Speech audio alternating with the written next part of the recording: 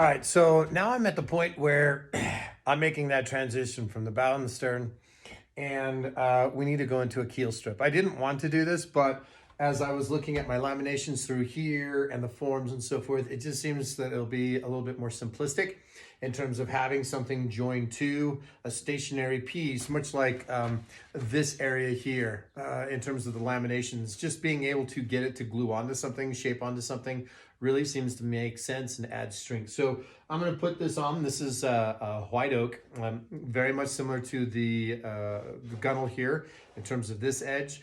And I kind of like the extra strength of that hardwood here and down here, even though this is a soft pine. It's been easier to clamp on this and hold things rigid with that strip right here. And I think the same thing is going to happen with this in terms of the keel strip. So we're going to fasten this on. I will pin dowel with walnut on here, much like I did here. I will use similar brad nails at the center points through here so that I don't get shift back and forth, especially as we start applying pressure on it from our clamping systems. So that's what I'm going to work on right now, is setting up the keel strip, and then we're going to start finishing up the bottom of the boat.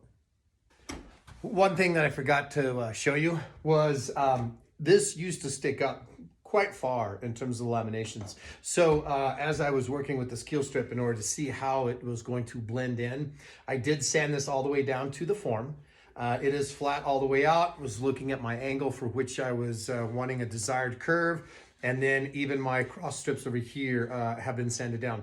I did sand it a little bit too far. I wish I would have had a thin strip, something similar to, obviously a little bit wider than this. And then I would have had a little bit of a lip that would gone into the piece of wood. But that's how I should have sanded it. So I do have a couple little flat spots that are going to be wider than. So we'll have to see how that transition goes. So right now it looks like a mistake, but we'll see if we can't blend it and take care of that mistake. We'll see how that all turns out. But I did want to show flattening it out, sanding it. I just used a big old sanding block. I used a big old sanding block like this in order to make sure that I had a nice angle as I was sanding. That's how I keep track of pitch and so forth, okay? All right, so I have the keel strip positioned where I think I need it. I've also tried to look at both ends. Is it straight? I use some of my clamps here in order to, just my spring clamps, in order to kind of nudge it, push it. And then, like I said, I'm gonna come back, much like over here, I'm gonna drill a very tiny hole, and then I'm gonna stick a brad in there so that I don't get lateral shifts back and forth when we start gluing things up. So that's what I'm gonna work on next. And then it'll be the two ends that we work on gluing, and then eventually do a dowel pin so that we add structural support to our keel.